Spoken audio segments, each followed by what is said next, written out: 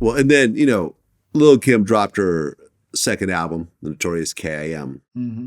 It's under Undias Entertainment, but you were involved in that album at all. I just signed off on the check. Yep. The album ends up going platinum. Yeah. And it seemed like after that whole situation, you started to kind of pivot into movies. Yes. You teamed up with Shakim Mm-hmm. and Flavor Unit, Mm-hmm. and you guys made Crossover Media. Yes, with Lillette and Renee McClain. Right. That next year, 2001, was the whole shooting incident that happened between Lil Kim and Capone Noriega's crew, Mm-hmm. which was tied into the whole Foxy Brown incident and so forth. Mm-hmm. Were you around Lil Kim when that was happening? No. So you were already separated by that point. Well, we lived. It's funny because we lived in the same complex. We seen each other every day. Okay. They were like I was their uncle. Like regardless of whatever was happening, we still had he there, he right there. We can walk to and knock on his door. Right. But you weren't doing any sort of day-to-day like I of said, any sort. No, I was just arguing with Puff about how much money, all that money he was fucking up. Mm. He was digging them so much in the hole. Yeah.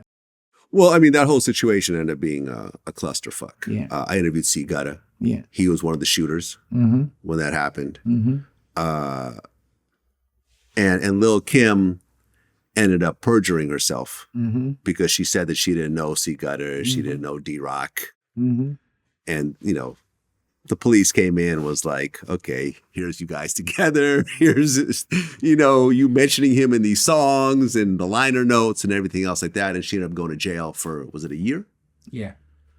And she blamed Lil C's because Lil C's was forced to cooperate, but he just had to say, yes, Lil Kim knows these guys, Mm-hmm. which was not a secret to anyone. Mm-hmm. And even C. Gutta was saying he had no idea why Lil Kim was trying to lie Mm-hmm. because he had already admitted what he had done and he was already on his way to prison. Mm-hmm.